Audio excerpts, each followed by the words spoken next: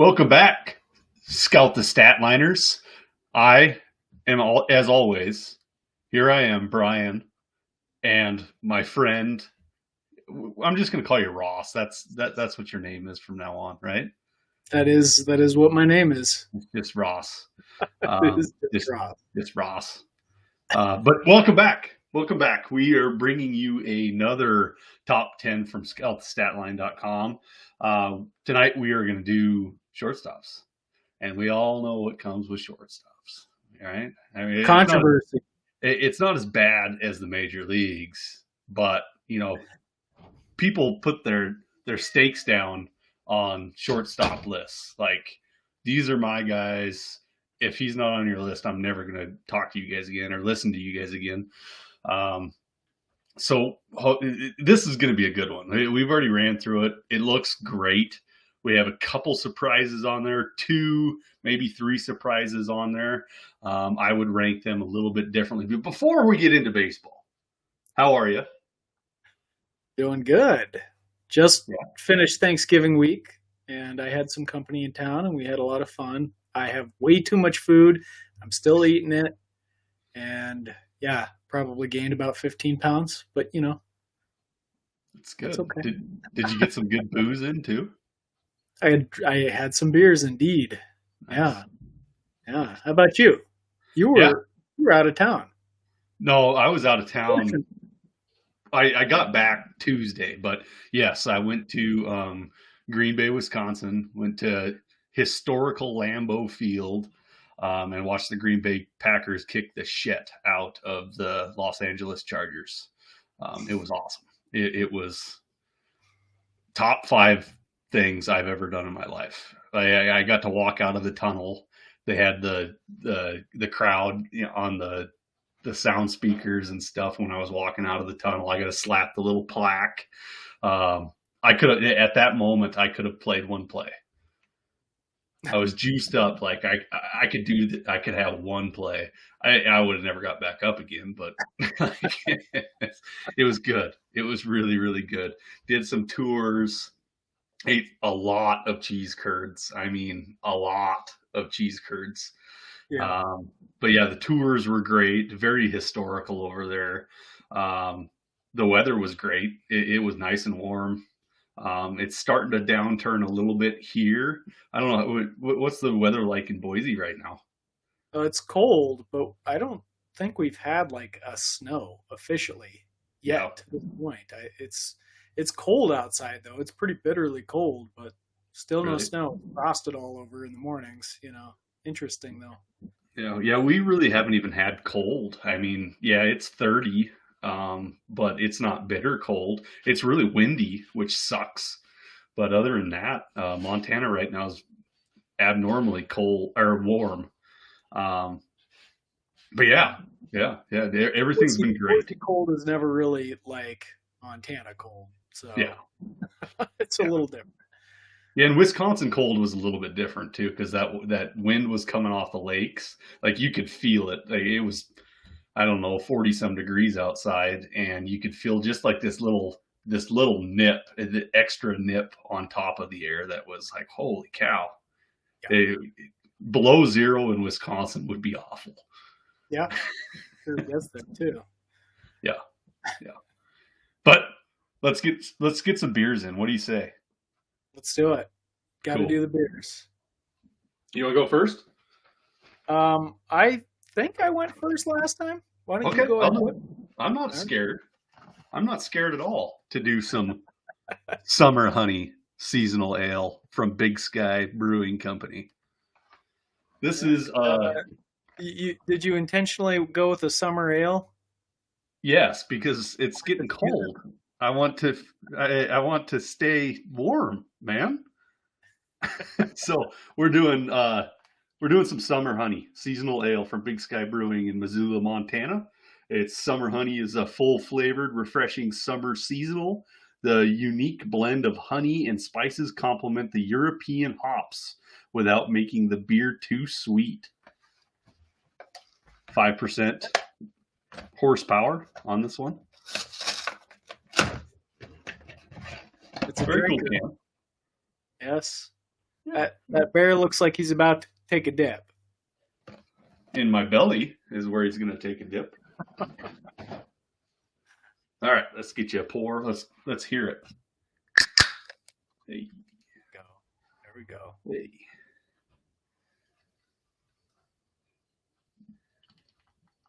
It's going to have a lot of citrus. It's filtered. Okay, filtered summer honey ale, I guess. Oh, it's going to be good.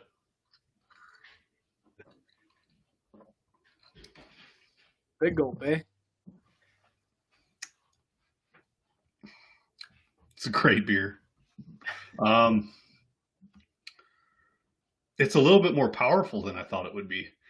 I know it's 5%, which isn't super heavy, but you can taste the alcohol in this one. A 6-pack is going to do me just fine with this stuff. It's good. It's very citrusy. Lemon peel, big time. I like it. I like it a lot. And it reminds me of summer. Perfect. That's what you need right now. Right now. Right or now. I guess, or spring, because we're talking about baseball. We're not too far away. I mean, what do we got? 4 months before everybody starts reporting? Yeah, 4 or 5 months. We got to get busy, man. We got to still do our digital prospect manual or whatever we're calling this thing. We still got to get that out there. That's going to be a lot of work. A lot of work to do. A lot of work to do. A lot of beer to drink. Where this is the first step, getting through rankings. Yep. Rankings podcasts. Love it. All right. Hey, by the way, we got a new voice on these digital airwaves. Doc Holliday, Darren Eisenhower, I think is what his last name is. Yeah, okay. He is now doing some digital shorts for us. He just put one out today, so really looking forward to that. Hopefully we can at least get a few of those per week, and those are just a lot of fun. Real quick hits on different prospects of interest. So keep your eyes out for that. It should be good stuff. Not only that, but Doc gave us a little bit of a spoiler. He's got a movie coming out in a few months. Yeah, he's the real deal as far as having a voice and being on screen. I am not the real deal. I'm the real phony deal when it comes to this stuff. So fake it till you make it, man. That's why I'm here. I noticed, this is a total aside, but I feel like every time we do the introduction, Brian, as always, there's always a glitch in there somehow. There's some kind of hitch. We always screw that up, like some way, But we're here, That's the important part. We're here. We're doing it. That's my tagline, man. Brian, as always. Brian is liners, stat heads, whatever we're going to call you. Okay, so here's my beer today. New Belgium Transatlantique Kriek. So it's a New Belgium beer, as you can tell from the name. It says it's a 50% traditional cherry lambic ale and 50% foeder aged sour golden ale. I chased some of these New Belgium's specialty beers ever since, and I've talked about this on here, La Folie. That experience, I think, really opened up my eyes when it came to beer tasting, so I'm always seeking it out, kind of like a fiend looking to feed that addiction, So this is not very strong. It's only 5.2%, and it's only 12 ounces, so it looks like a lot more being in this bottle. So hopefully it's worth it. Okay, let's give her a pop. I feel like mine are always challenging to open up here. Hey, you can't talk during the pop, man. We got to hear that. Did you hear it? I heard it, but it's very silent. You got to get it up to the microphone, man. We got to be able to hear that stuff. Okay, up to the microphone next time. Lesson learned. Okay, so it's very red, lambic style. I've been doing a lot of these, it seems like, on the podcast lately. I've been kind of jealous. So see how much space is still got in the glass there. I was a little disappointed when I read that it was only 12 ounces, so I brought a backup 90 shilling, which I will drink if I need to. All right. Here we go. It's going to be delicious. I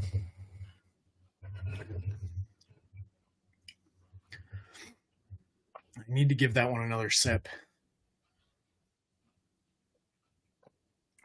It's a lot more sour than I expected. It's good, but I'm not picking up a lot of the cherry or fruit flavors. It's very sour. Okay. It's certainly worth a try, though. Certainly worth a try. New Belgium Transatlantic Creek specialty beer. All right. See, I feel like our beer drinking styles really showcase our personalities too. Like when I get something, man, I'm diving headfirst in and I'm taking like 4 gulps. That's just my personality. That's the way I do things. Ross sips it and he wants to see like what are we getting ourselves into here? Let's not go headfirst into this yet. Let's see what we're getting into. Let me try it. Not me, man. I'm going right through it. So what does that say about my personality exactly? I think you're a little bit more cautious than I am. Oh, okay. Yeah, that might be true. I don't know. Yeah. Hard to say, but not with prospects. Let's go. I'm a risk taker. Full on. Come on. No, you're not. You know, it's an interesting balance because I feel like I've always thought of myself as somebody that really focused on upside. And I'm starting to learn over the years that I'm not necessarily that guy. I'm looking for somebody that I feel like is pretty risk free, but I'm looking for them before they're well known, and so it kind of conflates that with high upside, right? Taking that approach has really worked out for me, so I'm going to continue on that path for now. You definitely put your stamp. You definitely put your stamp on people or on players way before most people do, but it's always because of something stat based. Like you're not diving into something. You're not diving into a high schooler that has all kinds of stuff coming at him until he actually sees the minor leagues, or DSL, vice versa. You know, however you want to put that. You wait till they have some cataloged stats before you really put a stamp on them.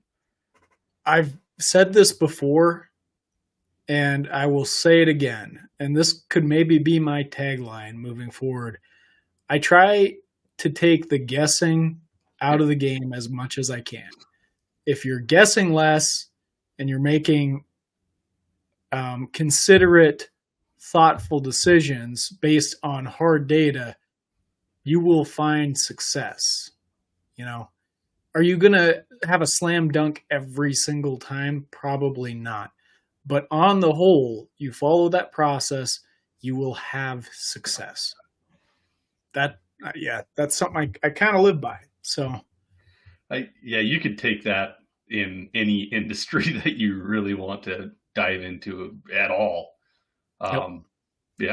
Just follow your process and don't stray from it. Yep. So before we jump right into our top 10, you mentioned this a little bit. It's an interesting list. It's a pretty good list.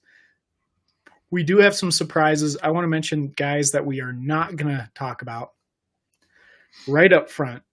These guys were the next 4 that did not make the top 10. And I'm just going to get it out there right now. These are all guys that I like. Some of them I really like. A couple of these guys I really like. But we've got Roderick Arias. He did not make the top 10. He had a nice breakout season. Jackson Merrill was somebody that we talked about a lot last season. Yep. We saw something in him early on. Marcelo Mayer did not make the top 10. He was number 12, so he was close. Had a rough second half after his promotion to Double-A. And Cole Young one of my favorite prospects. I've got him ranked really aggressively. He's not in our top 10. He's number 11. Yeah, those are the guys that are not in there. So yep. And a couple personal favorites of mine that aren't going to make the list tonight.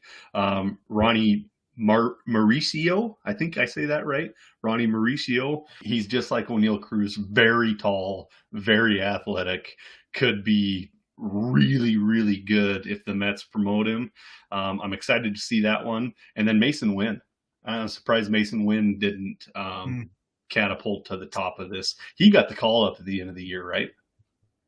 He did. He saw major league time. Yeah. So those two, I wish we were talking about a little bit, but they did not make our list tonight. Yeah, it looks like Wynn probably was eligible. He was just under the threshold.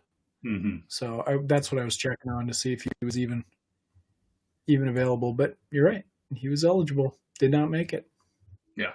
Those two I'm excited about. I love the ones that Ross brought up too. But they didn't make the list.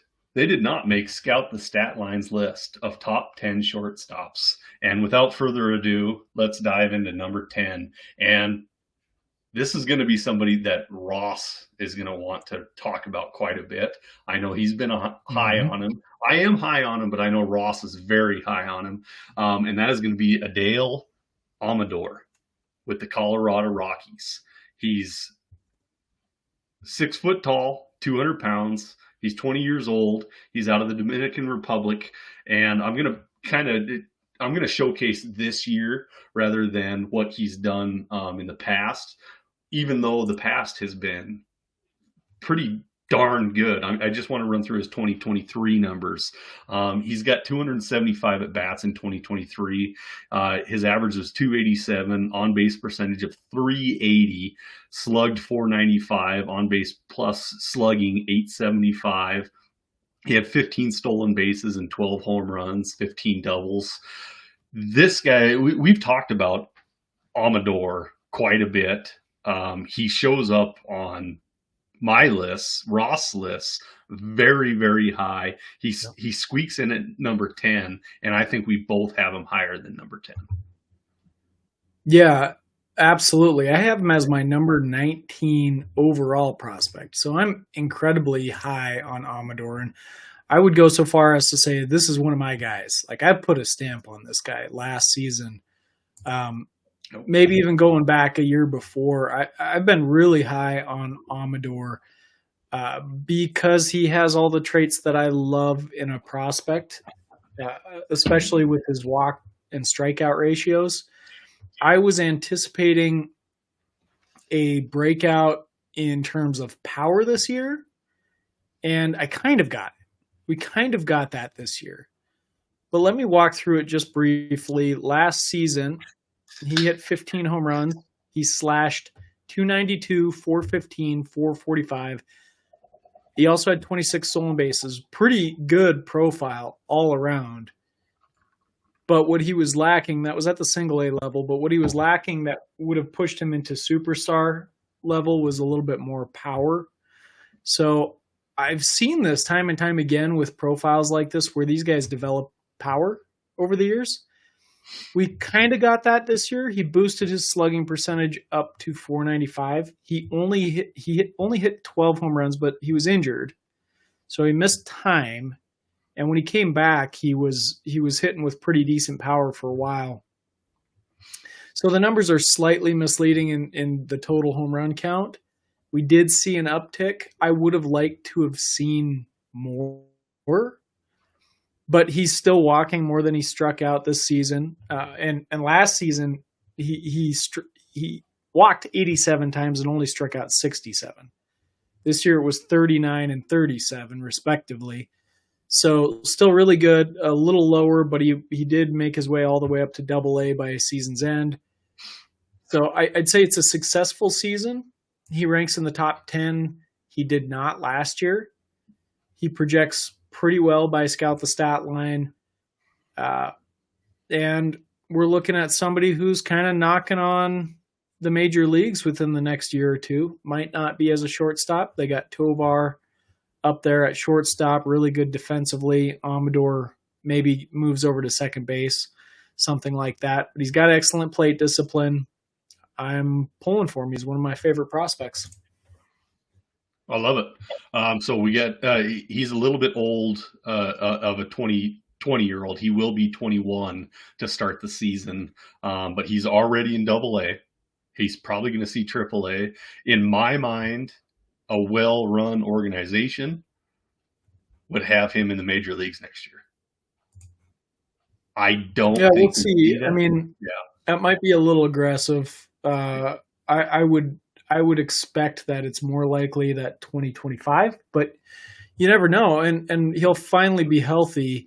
And I haven't changed my whole theory and hypothesis of Amador yet, that I thought he would develop power. I think we had an injury that might have intervened with that. So we'll see. That is still in play. I'm still looking for it. Could be a huge breakout for this year if it works out. And if so, then we will see him in the major leagues for sure. Yeah. He missed 200 at bats this year, at least probably 200 and damn near 250. So he missed half a year. I'm going to put my stamp on it right now. I think he sees the major leagues this year. Love it. This is a complete gut feeling for me. And I think it can move Tovar off of short because let's be honest, when you have a superstar shortstop, you don't move him off that position. You keep him there. And I think Amador is a superstar. He's an absolute go get him to me. So absolutely, I agree with you across the board, but I'm going to take the thoughtful position and play a little devil's advocate here for a valuation perspective. He comes in at 10th here. He is ranked number 50 overall on Scout the Statline's rankings for hitters. And you do have people like me putting him as a top 20 prospect. And I'm not alone there. I don't think, the big publications are as high as I am on him, but they are relatively high. So he's not somebody that you're getting for cheap. So that's the one caveat I'm going to add in here. So while I endorse going after him from a value perspective, this is maybe not the guy to target right now. Okay. It's funny that you brought up Tovar because that was going to be my first question that I was going to ask is who the Rocky shortstop was, as far as a blocker, because I forgot about Tovar. But then as soon as you brought it up, I was like, well, that question goes out the window. Amador, I like him. Go get him. All Number right. 9, we are going to jump into our first surprise. As I stated before, there's 2, maybe 3 surprises in here. Here's our first one, and that's going to be Jefferson Rojas. Jefferson Rojas is with the Single-A affiliate with the Chicago Cubs. He is 5'10", 180 pounds. He's only 18 years old. He's out of the Dominican Republic. He has, in his career, 420 at-bats, but I'm going to skip the 145 that was at the DSL level, and I'm going to jump into 2023. He had 275 at-bats this year. His average was 265, on-base percentage of 342, slugged 400, on-base plus slugging is 742. 7 home runs, 13 stolen bases, 14 doubles, 1 triple, and 62. I want to point these out because this is a big tagline, especially for you when you're scouting players. It's not so much for me, but I do like to bring this up. His strikeouts are 62 compared to 23 walks. What do you got on Rojas, my friend? So I think the big thing is here, the big highlight, he's with the Chicago Cubs. I don't know if you mentioned that, but the big highlight that I want to bring up is that he was a young 18 for this entire year, and he played almost the entire season at Single-A, which is a pretty aggressive assignment. So STS is very clearly picking up on the age and level factoring in his case. He had a good showing through the season. It wasn't phenomenal, but pretty good. He flashed he flashed double-digit home run potential and potentially 20-plus stolen base sort of potential. So there's a lot of opportunity, I think, with Jefferson Rojas, and not a lot of people are talking about him yet. So this is a guy that I would endorse going and getting. Go get him. He's Cool. definitely one of those guys. Yeah. We got to go get him. Yes, as you stated, he played the whole year at 18. He will not be 19 until April 25th of this upcoming year. So he'll play the whole season next year at 19. Presumably, I would say at A, and then probably get a taste of high A throughout the year. This is very exciting to me to have that kind of age difference as far as an affiliate is concerned. I don't know a lot about this guy, but everything looks very promising there. Obviously, Scout the Statline loves him. Go get him. Yep. Go get him. All right. Number 8. Number 8's going to be a famous name that everybody's all heard about. This is not going to be somebody that you're going to go out and get for the cheap, but here he is with Arizona Diamondbacks. He is Jordan Lawlar. Jordan Lawlar is 21 years old. He was born 7/17/2002, so he'll play most of the season for as a 21-year-old. Jordan Lawlar is 6'1", 190 pounds. He was drafted in round 1, pick overall 6, out of Dallas. Let's see, Jesuit Prep, Dallas, Texas. Lawlar, I think he's giving everything to us that we all talked about during the draft, during him coming up through the rankings. All he's doing is proving it now, right? Like he could be so much higher on this list, and I think he probably is higher on everybody's list. But we were all so high on him anyways. He's just proving it now. Like I don't know how to better put that. All he's doing is just proving it. Yeah, I mean, I have him as a top 10 prospect. Yeah. And he did make the major leagues. He has really shown it. He's proven himself. And he's number 37 on Scout the Statline, so it's not like he's far off. But I think there's more talent here. And it was kind of a tale of two seasons for Lawlar. He had a really, really rough start to the season. And if not for that rough start, his final slash line this year in the minor leagues, at least, would be pretty pristine. Yeah. So, I mean, hitting for average, getting on base, hitting for power, stealing bases, kind of doing everything. And of course, he's made his way up to the major leagues now. And part of the reason why he's a little bit down for Scout the Statline, despite making the major leagues, is the rough sample that he's had so far there. So, easy endorsement to go get Jordan Lawlar, I think. The flip side of that is that he is not cheap, clearly. Everybody has this guy as a top 10 prospect pretty much. And if not, he's real close. So, costs pretty penny, but you're going to get a little bit of everything in his profile, so. Yeah, I didn't even touch on the stats because I think we all know it, especially if you're listening to us, you know baseball. But yeah, he had 36, or just this year in 2023, he had 36 stolen bases, 20 home runs, average of 278, on base 378. He just proved it. He proved everything I was thinking. One thing I want to add to this is, yes, he can stay in the majors to begin 2024. All he has for blockers is age above him. And I can't remember the guy's name, the shortstop that played for the Diamondbacks for the majority of the season. His last name was Rojas, right? Josh Rojas. Yeah, I believe it was Josh Rojas. So, they can shuffle him off. It's just age that's in front of him. They're going to let Jordan Lawlar play. They're going to let him play, and that is going to be such a fun team to watch. What with about Corbin Perdomo? Is he Carroll. playing Who's that? Perdomo? Yeah, he could have been playing third. I don't know But yeah, where he's you been Corbin most. Carroll and Jordan Lawlar. It's such a fun young team. It's going to be a lot of fun to watch the Arizona Diamondbacks. Alec Thomas. It's going to be great. Yeah, they have a really good young team. I'm not worried about Lawlar being blocked by anyone No. At the end of the day. Yeah. And I just have one more thing to highlight, and it's that power speed combo that I was saying, the all around approach.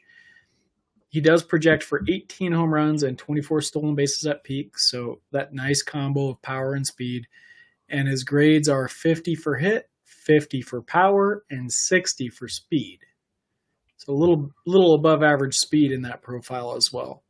And I think there's a little bit more than those grades as well. I think that's a little short on Lawlar. Very upset at myself that I didn't dive into the comps because they are one of my favorite things on the site. Can you give me the comps on the two fellas before that we just talked about? Yes. So the last two, Amador got George Watkins, which do you have any familiarity with George Watkins? No, it's a pretty basic name. I can't quite pinpoint anything on there. He's going way back, back to the 1930s. So you shouldn't have any familiarity with him. Not a hugely successful career. Started a little bit later, but he did hit for some average and had pretty good plate discipline. That's what it's queuing in on, I think. And then our next one, Jefferson Rojas, got Bill Robinson, who is a player from the 70s, if I remember, 60s, 70s, and a little bit in the 80s. Pretty solid long career for Bill Robinson. He did have some seasons where he was hitting for pretty good power, 20 home run sort of power, and some seasons where he got some MVP consideration, but ultimately, not a huge difference maker in the grand scheme, but he did have his moments. So it's an interesting one. And Jordan Nice Lawlar peak got for Nate McLeod. Yep. Do you know who Nate McLeod Nate is? McLeod. That's a much more recent player. Okay. Kind of bounced around. Was with the Braves that's the period I remember him the most for. The Pirates and the Braves, but had some pretty good seasons in there, especially with the Pirates. It looks like with the Pirates, he had a couple 20 home run seasons. Nice. Solid player, but not a great one.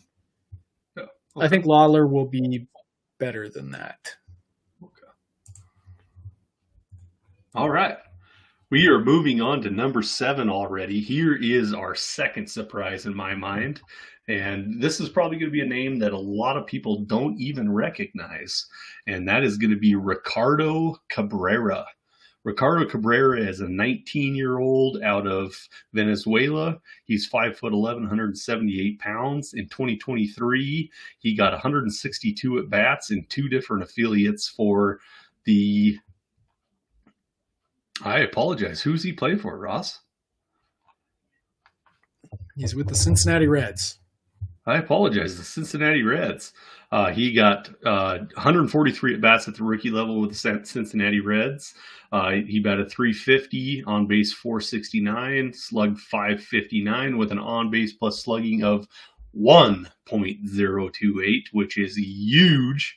And then he got called up to the single A at 19 years old. So that's a big deal. He is going to play all of 2024 at 19 years old. And he's already at the single A affiliate. He got 19 at-bats, batted .316, and on base .519, slugged .316. So not much to talk about there. Pretty small sample size. But overall, 5 home runs, 24 stolen bases in 2023. Really good numbers, really, really young. We're going to know a lot more about Ricardo Cabrera in 2024. This is probably somebody that we got to really look at right now before the price gets really expensive. What do you think? Oh, heck yeah. Ricardo Cabrera is a guy I really like. And if you've been following Scout the Statline, you couldn't have missed him because I've been writing about this guy. I've been talking about him. I like him a lot, and I think he's somebody you want to hop on right now to grab before his prices do start to escalate too much. I think there's an excellent bat there. I think there's some developing power and pretty good speed. And Scout the Statline is seeing a lot of those attributes as well. They have him projected for 19 home runs and 25 stolen bases. If you were just listening to me on Jordan Lawlar, you would know that that's slightly better than what they're projecting for Lawlar. So that's impressive, something you want to pay attention to. His Scout grade equivalencies are 60 for hit, 50 for power, and 60 for speed. I'm seeing a lot of the same stuff. So I'm really excited for him. I think this could be yet another impact player for the Cincinnati Reds, and I'm looking forward to really seeing how he validates his performances from this year next year. The Reds are on fire right now. Let's be honest. They are on fire. Yep. Agreed. What they're going to have, if they can keep it together and these guys keep progressing, in 3 years, it's going to be the Diamondbacks and the Reds every single season. Well, they got a logjam in the middle infield, so that's an issue. They got to figure out where to play those guys. I mean, it's a good issue to have, of course, but they're a little thinner in the outfield and other positions. So, either they're going to be moving guys or they're going to be trying to trade guys. There's got to be something that gives. What I don't want to see, what I hope does not happen, is they become an organization where they just sit the guys down in the minor leagues. Yeah. And don't do anything. I've seen that way too much, so I just don't want that to happen again. Yeah, I'd like to see is the middle infielders, like you were saying, getting moved out into the outfield to fill those gaps rather than trading those guys to fill outside needs, or like you said, just putting them down in the minors, let them soak. Yeah, I hate to say anything bad about the Tampa Bay Rays because they're such a well-run organization at this point, but they're just notorious for just sitting on guys down in the minors, and it's driving me nuts. And I don't want to see that in the Reds because they got something good going. They're cooking. Throw a little bit of grease on it, man. Let's go. Let's rock and roll. Let them cook. Let them cook. Ricardo Cabrera is number 7. Go get him, right? He's a go get him. That's an easy endorsement from both a value perspective for me and from a talent perspective. Go get Ricardo Cabrera. Yeah, he's probably going to be available in your first year player drafts. Let's be honest. Rule of thumb, though. Never pay more than the other side is willing to accept. Just always keep that in mind. I do it all the time. Number six is Echedry Vargas. Echedry Vargas is with the single-A affiliate with the Texas Rangers. Once again, a team that's just on fire with finding different personnel. And Echedry is 18 years old. He is out of, is that the Dominican? What is the DOM? Yeah, he's Dominican Republic. Okay, I apologize. I've never seen MILB spelled out DOM. That's very odd to me. Okay. Anyways. Yeah, I don't know. Anyways, Echedry Vargas. He's got 2 different placements throughout the year in 2023, but as a whole in 2022 and in 2023, he has 395 at bats. He's batted .309 with an on base of .378, slugged .539 with an on base plus slugging of .917. He has 30 stolen bases and 15 home runs, 3 triples, 34 doubles. I mean, the guy's just a hitting freaking machine, and not like none of them are small fries. It's a bomb, it's a triple, it's a double, and then sprinkling some singles there. He's not.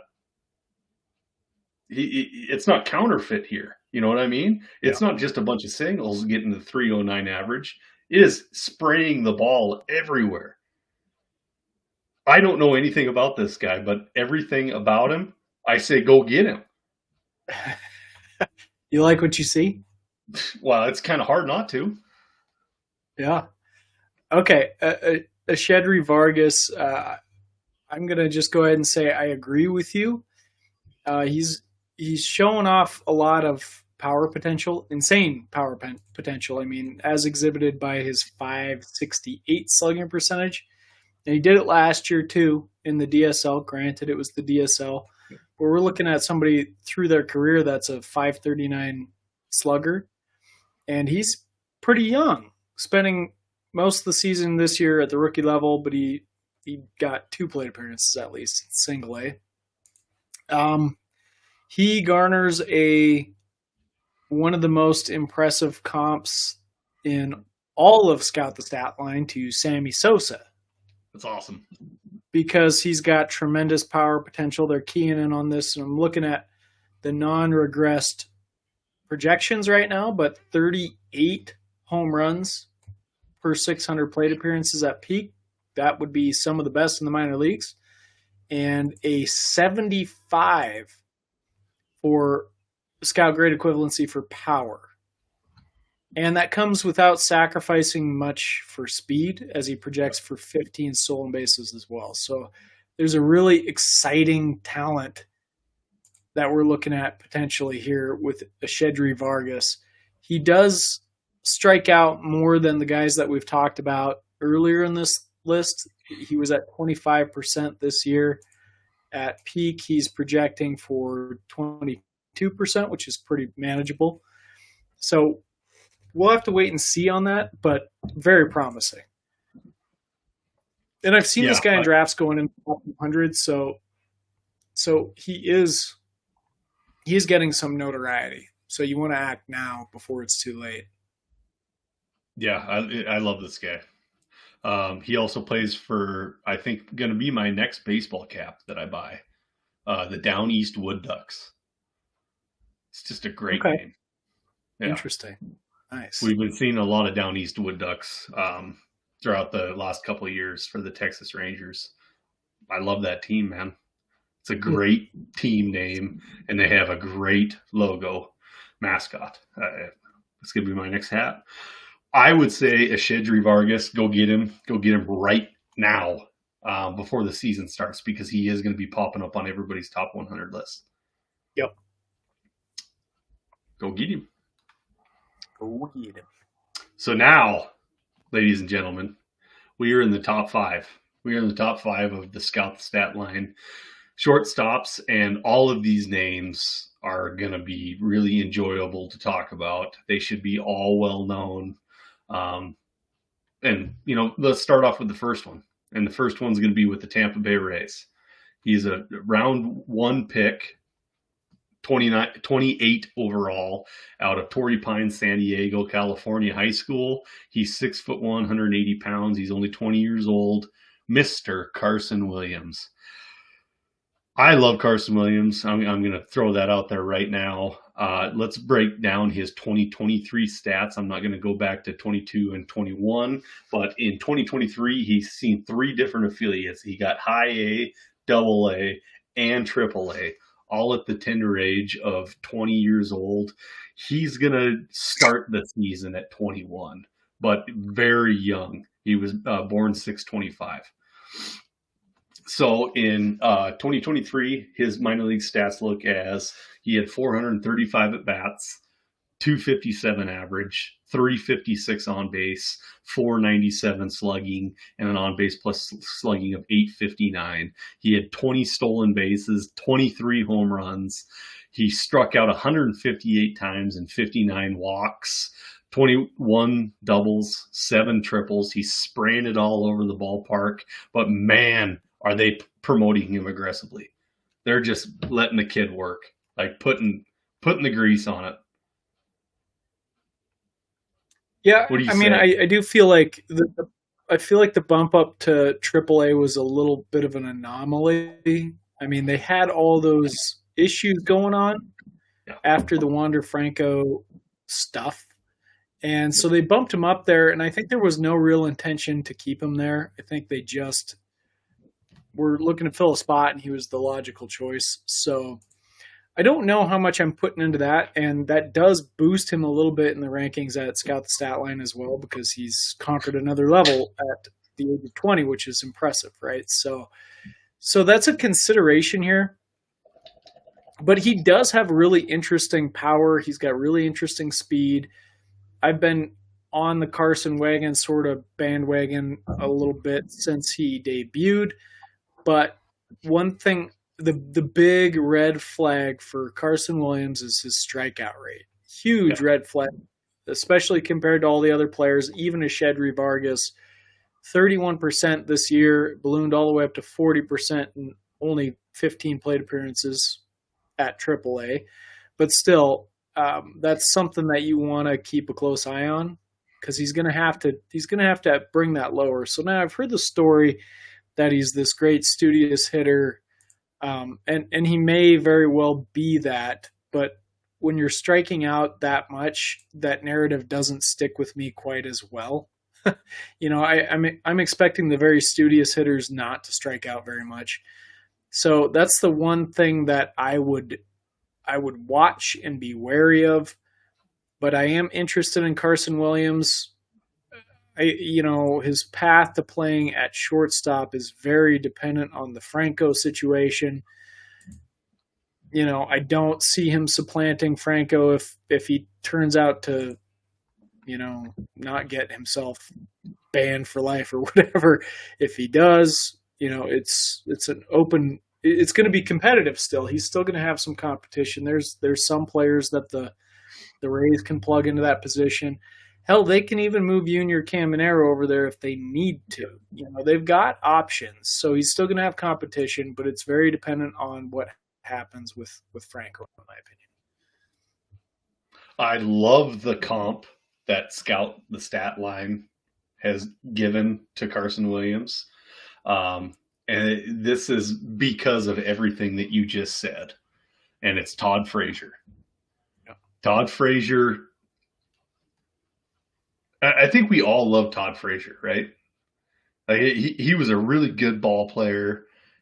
There was just some flaws there that he worked through for a little bit and then kind of fell back into, was an all-star, kind of fell back into some flaws, was an all-star again, and then kind of fell back into the flaws, and then eventually retired. Todd Frazier could and was really good, right? Do you understand where I'm kind of coming from with that? 40 home run season. Yeah. I do. And I do feel like if Carson Williams doesn't address the strikeouts, he will follow a similar path, or he could, which is not necessarily a bad thing. As you mentioned, Frazier had some really good seasons in there, but those kind of weaknesses tend to be exploited at the major leagues over time. Yep. And so if you don't learn at a young age, hopefully at a young age, to start addressing them, you might find success, and eventually they'll figure you out. And if your skills aren't continuing to improve, as you mature, any sort of small regression can have huge results in how you're producing on the field. So, I mean, think of a guy like Joey Gallo. This is just an example, but he was able to do it for a while, and then, who knows what it was? Maybe his swing slowed down just by a microsecond, or maybe his vision deteriorated by just one microcosm, but that one little bit makes all the difference in the world for whether he's going to be successful at the major league level versus not. So you really have almost no margin for error at all if you're running out there with that kind of profile. So he's got to be very on point. Yep. And I would just feel way more comfortable if he addressed that issue now, before he heads into the major leagues. Let's be honest here, buddy. He's only 20 years old. Let's give him the benefit of the doubt. And you can do it. We've seen people make insane strides over the years. Matt Olson in the major leagues, he did this a few years back, just cutting that strikeout rate almost in half. Ronald Acuna, I mean, he was already an exceptional talent, but cutting his strikeout rate in half turns him into already arguably the number one, now definitely the number one. It's not even questionable. Cody Bellinger, yes, absolutely. Yeah. I see so many. I see so many good things out of Carson Williams that I'm all in on it. I'm all in. And even if he has a career like Todd Frazier, man, I'd be happy with that. Todd Frazier was a good ball player. You could do worse, that's for sure. Yeah. Great stuff. Whether or not he's a go-get-him, I think, is, again, dependent on value and expectation, right? So I'm a little bit more leery of the strikeouts, so I'm probably a little more risk-averse to Carson Williams. But I felt like he was a go-get-him last year, and even before that, the year before, I thought he was really a go-get-him. Now, he's moving up rankings ever so slowly, maybe even more aggressively at the end of last year.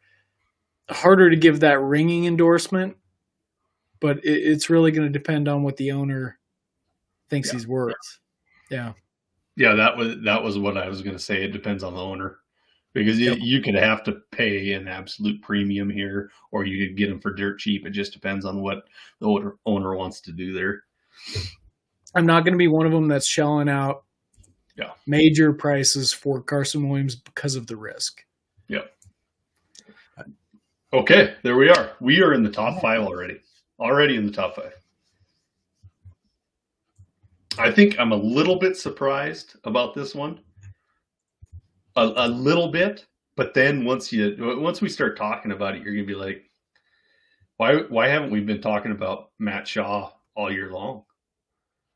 Why hasn't everybody just said, dude, you guys got to go get Matt Shaw? Matt Shaw with the Double-A affiliate with the Chicago Cubs. He's 5'11", 185 pounds. He is 22 years old, but he was drafted in round 1, pick 13 overall in 2023 out of College, Maryland. And all he did this year was bat .357 with an on-base of 400, slugs .618 with an on-base percentage of an on-base plus slugging of 1.018. That's 8 home runs, 15 stolen bases, 25 strikeouts, 9 walks in 157 at-bats. My God, Matt Shaw, you are a man amongst children. What do you say, Ross? All right. So Matt Shaw was the 13th overall pick in the draft this year. So he wasn't totally unknown. He's a first rounder. He was absolutely tearing the cover off the ball when he first came up, and he garnered a comp to, and I was almost like, this concerned me because nobody can live up to these expectations, but he's the first player ever that I've seen that garnered a comp to Barry Bonds.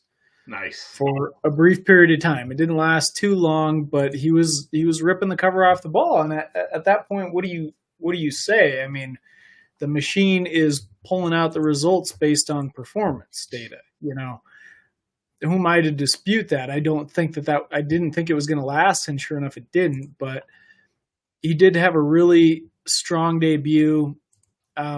Interestingly, he wasn't doing it with the insane plate discipline, and this is one of the reasons I didn't love the Barry Bonds comp, because we all know Barry Bonds took a walk.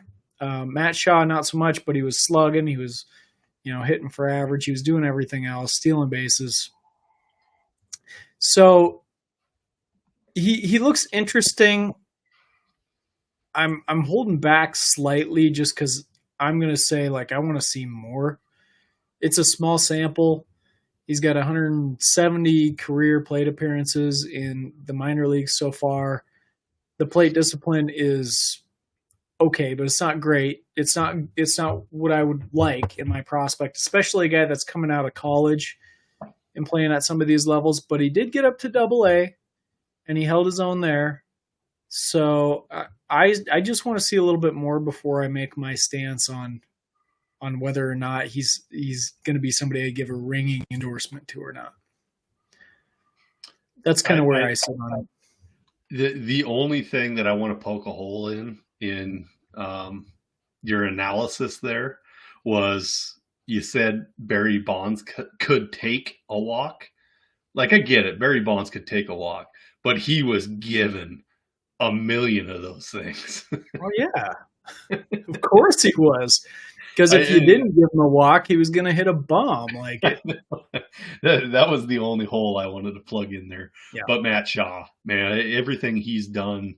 What's his college stats look like? Do you got those in front of you? I do. Yeah. So in college, I'll give you his career slash to start, and then I'll finish with his final year, which prompted him to be the 13th overall pick. His career slash was 320, 413, 623. So pretty good, solid numbers across the board. He was pretty good in summer leagues too. Actually, he was really good in summer leagues, which may bode well for him as a professional using the wood bat. I mean, I'm looking through this and looks like he was crushed it every year in the summer leagues. So his last year at Maryland, he slashed 341, 445, 697, 24 home runs, which was his career high, 18 stolen bases, only got caught stealing once. Also his career high was that 18 stolen bases. He walked 43 times and struck out 42. So pretty good, solid final season in college. Yeah. Certainly nothing to sniff at or, hold your nose up at by any means. So once again, depending on owner, whether owner really loves college bats, really believes in first year player stats, stuff like that. This could be cheap, but it shouldn't be. It should be a high price to pay. I'm saying go get him. I really like Matt Shaw, and I love him in the Cubs organization. So the one reason I'm kind of shying away from that is that I've seen him going like top 15 in drafts. That's tough. I mean, we're talking about overall prospects. So not just like FYPD. FYPD is easy top 15. He's top 10, easily top 10, I think. But when we're talking about overall, I think that that's getting pretty aggressive when I just have a couple question marks still out there. So I just want to see a little bit more before I'm making a decision on him. But it's promising. Right now what we're seeing is pretty nice. You could be too late if you want to see more. He might be in the major leagues this year. Who knows? Well, yeah, and here's the thing, like here's a guy like Matt Shaw, you can wait on a little bit, right? Because he already came in as the 13th pick. It's not like he came in and the people that were going to get him early on, FYPD or whatever it might be, didn't know about him. He's well known enough, and then he's hitting well. Like, what is the draw to go get him at this moment without waiting for validation? You can sit and wait and see if he answers those question marks and then pay the same price to acquire him that you might pay right now. So that's why I'm saying I would hold off and just wait until I gathered some more information, more intel on him. But yeah, certainly looks promising. Power, speed combination. Right now he's projecting for 27 home runs and 26 stolen bases without regression. All of his tools grade as above average with a 65 for his hit tool. So pretty good stuff. Pretty good stuff. I love it. We're in top three. One more thing before we get there. His comp is AJ Pollock, which I think is, and he's still playing. which I think is pretty fitting because of the power speed combo that Pollock had during his peak years, where he was a pretty certain 2020 kind of guy. Maybe not certain now that I'm looking at it. I guess he had the 2020 potential. Those stolen bases have kind of dried up, and he's not quite the player he used to be. But he was pretty intriguing for a while. Yeah, I get it. All right, top three. I love these top three. I do too. These are going to be really tough to talk about. I don't know if I can make it through these. We might have to end it early tonight, not make it to number one. But here we go. Number three is my favorite in the top three, to be completely honest with you. And that's going to be Mr. Jett Williams. My favorite in the top three is Mr. Jett Williams. And Jett Williams is with the AA affiliate with the New York Mets. He is 20 years old. He is only 5'6", 175 pounds. But he was born in November. He was born on November 3rd. November 3rd in Dallas, Texas. Drafted by the New York Mets in round 1, pick 14 overall in Rockwall Heath, Texas. And all Mr. Jett Williams has done in his career is in 442 at-bats, batted .262, on-base percentage of .421, slugged .450 with an on-base plus slugging of .871, 14 home runs, 51 stolen bases. He has struck out 124 times and walked 108. He couples that with 23 doubles, 3 triples, spraying it all over the ballpark, stealing bags whenever he wants to. He is all the way up to AA at 20 years old and will play all of 2024 at 20 years old, most likely in AAA. I would like to see major league level. I don't think that's going to happen. I think he's a little bit young for that. I would say 2025 is more realistic, but I love Jett Williams. Yeah, we're going to have to see how he does at AA more. Yeah. But this is, one of my favorite prospects in the moment. In fact, he was in my Fab 5. I extended it.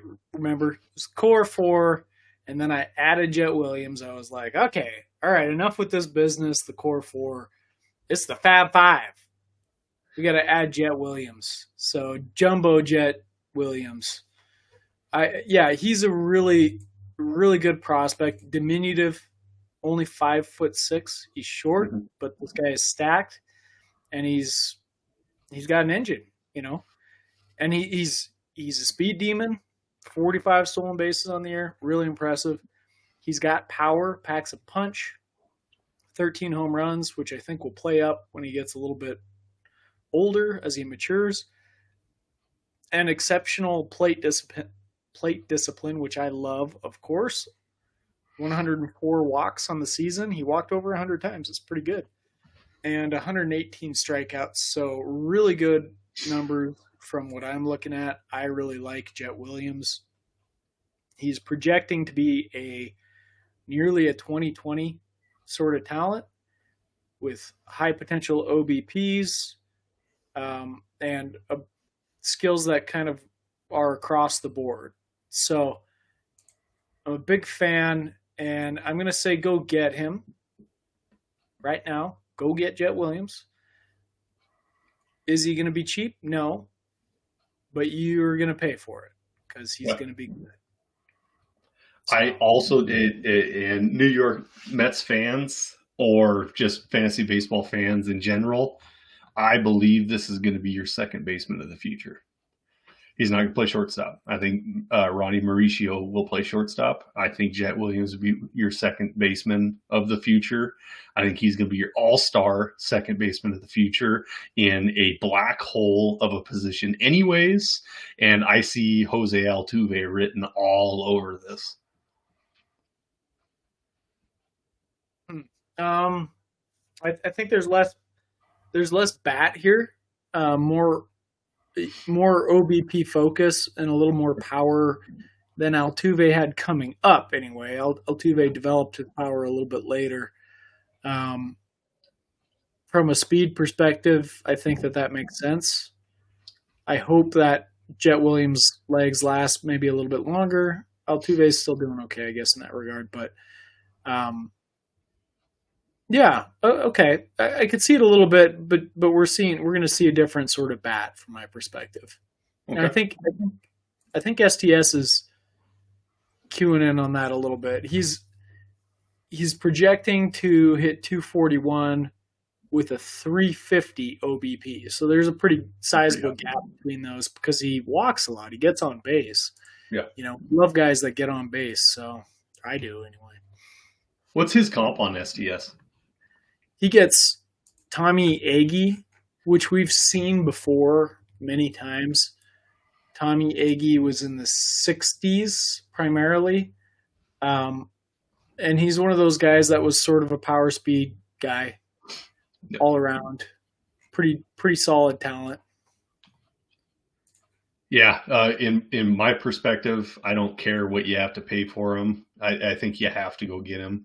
Obviously, maybe the guy in front of him you can give up for him, not the guy in front of not our number one tonight. You're not going to trade that guy away, but Jett Williams, I really do. I believe you need to give up whatever that owner wants, as long as it's not crushing your dreams.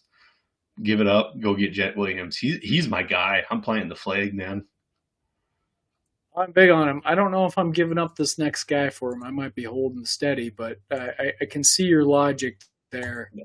And he certainly has a little more certainty associated with him.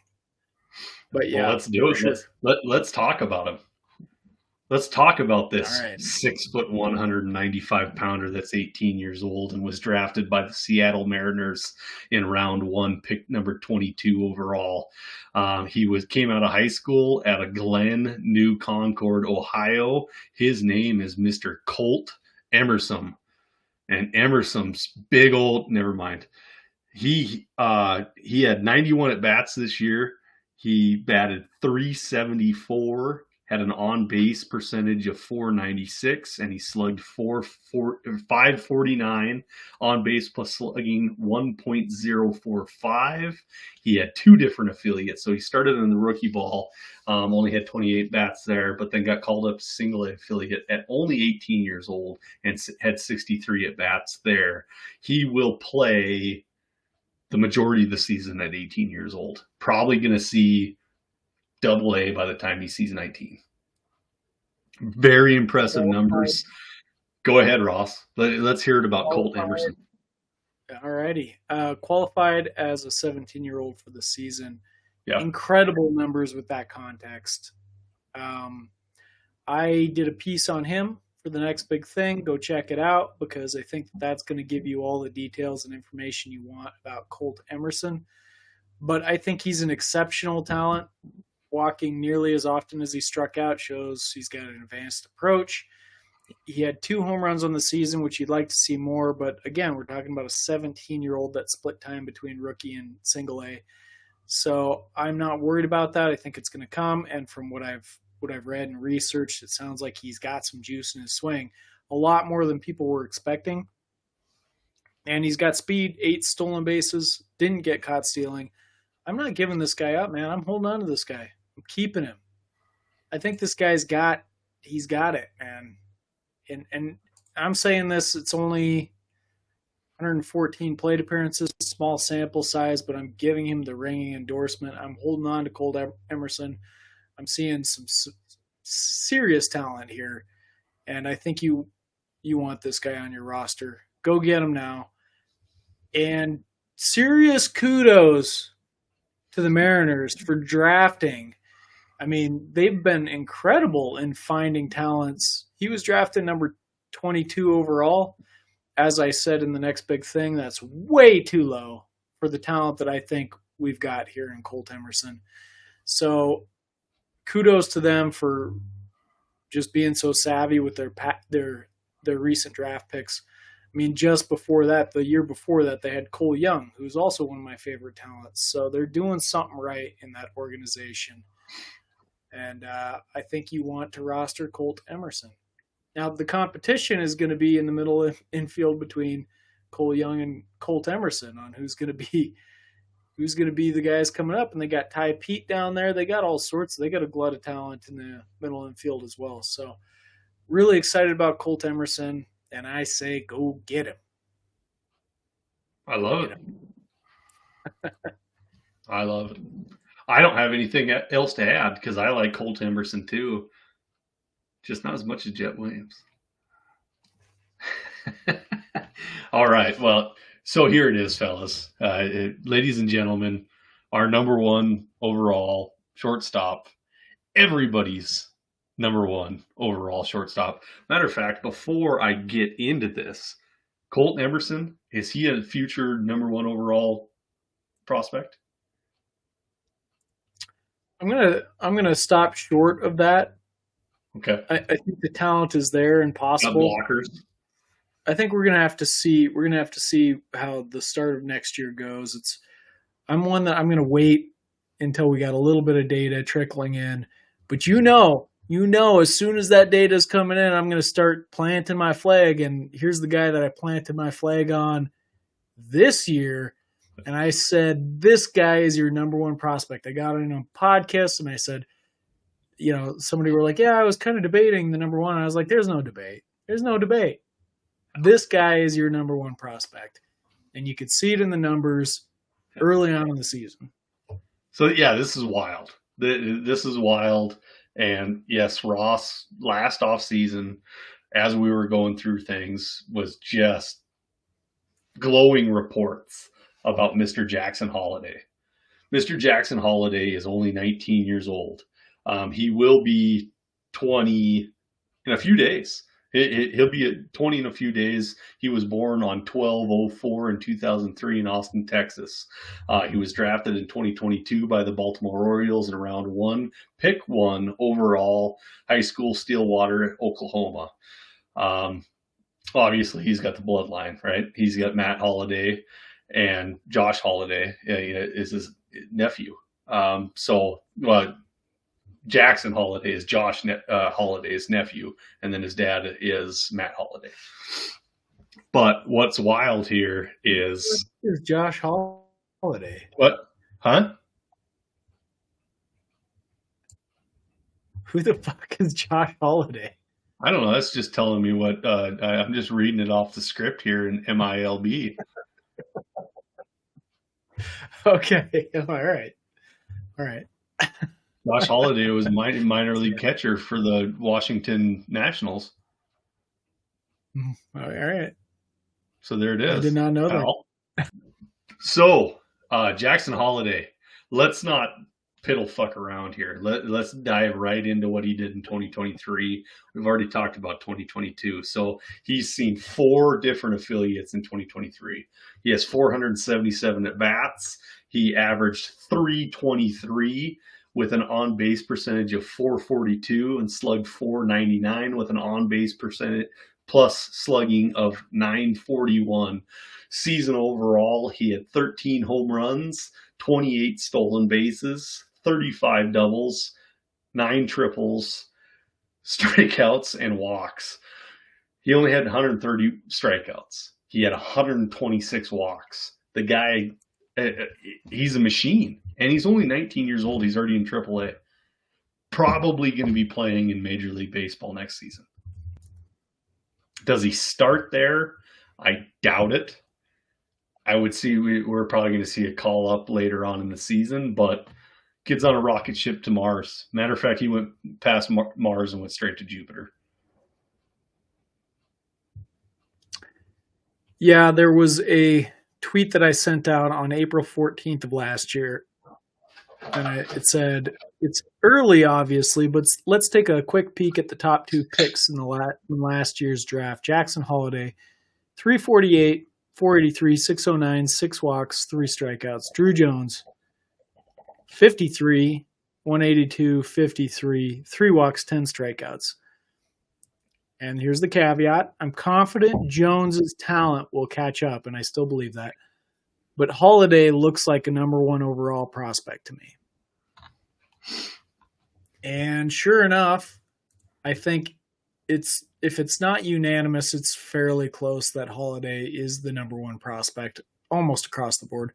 There's some discrepancies out there, and there's some debates too. Like you could say Caminero, and I wouldn't be upset about that. You could say Wyatt Langford, and I wouldn't be upset about that. I don't think you could say anyone else without me throwing a fit, but hey, that's pretty good. There's a couple guys out there that you could debate it with. Jackson Holliday had an incredible season, and as you mentioned, worked his way all the way up to AAA as a 19-year-old, and will likely be in the major leagues next season. There is, if anyone is going to pick any issues with his performance, it's going to be that he didn't demonstrate a lot of power. Pretty good. But we were talking about a 19-year-old that worked his way across the minor leagues. I mean, he went to 4 different levels in 2023. Single A, high A, double A, triple A. And he was competent at every single level. And he hit home runs at every single level too. So, he's not somebody that's swinging a wet noodle. And I've said this, and I stand by this, and I will continue beating this drum. Power is usually the last thing to show up. We're talking about a 19-year-old kid whose dad, by the way, is Matt Holliday. Do you think he's not going to thicken up a little bit and start hitting bombs? You think he doesn't have 30 home run potential? Because I certainly think that that's in there. And if you couple that with an exceptional bat, I mean, that's dangerous. It's dangerous. He doesn't have Junior Caminero power right now. But down the road, could he? Maybe. It might be a stretch. I don't think it's going to be as natural, but he might be able to reach it easier because of that exceptional bat. So, in my mind, I've had Jackson Holliday, the number 1 prospect all year, and I think he's your guy.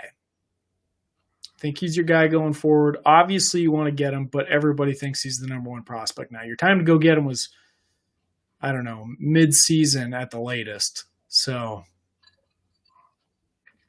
I think it's a moot point to even argue it. I think this is your clear number 1 overall prospect. I don't even think you argue Langford or Caminero. You just can't. Not with that average. What he's doing with that average at 19 years old is absolutely ridiculous. Like you said, he's putting the barrel on the ball, and it's not small numbers. He's getting doubles. He's getting triples. He's getting an occasional home run. This isn't like you said. He's not swinging a wet noodle. The kid's doing things.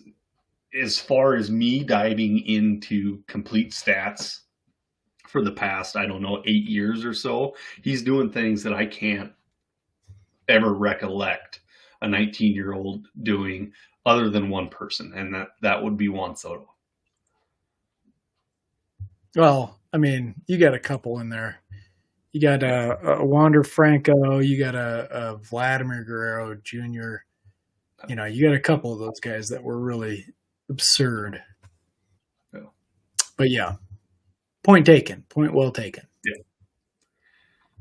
So yeah, he's an absolute go get him. But what are you gonna have to pay? You're gonna have to give up your whole every all-star that's on your team. If you have Soto or Franco or whoever you think is your best player, you're going to have to give him up plus to get Jackson Holliday. And I would recommend not doing that because we're talking about a 19-year-old. The package I did during this season to get Jackson Holliday, which I am still okay with and endorse, is I gave up Jackson Chorio and Jordan Walker to receive Jackson Holliday. I knew it was a huge price to pay. But I was willing to pay it, and I wouldn't endorse anyone going much above that to try to obtain them. If that's what people are going to ask you for or more, the deal is off the table. You got to find somebody else. You got to find the next Jackson Holliday. Yeah. The great thing about baseball, especially dynasty format baseball, is there's always a next guy.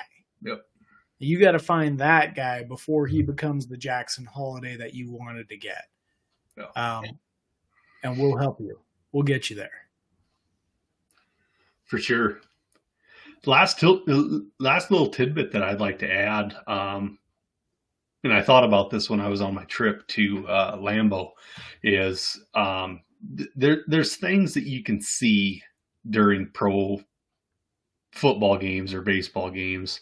In my mind, so this was my first trip to a NFL game, and what completely stood out to me was the speed.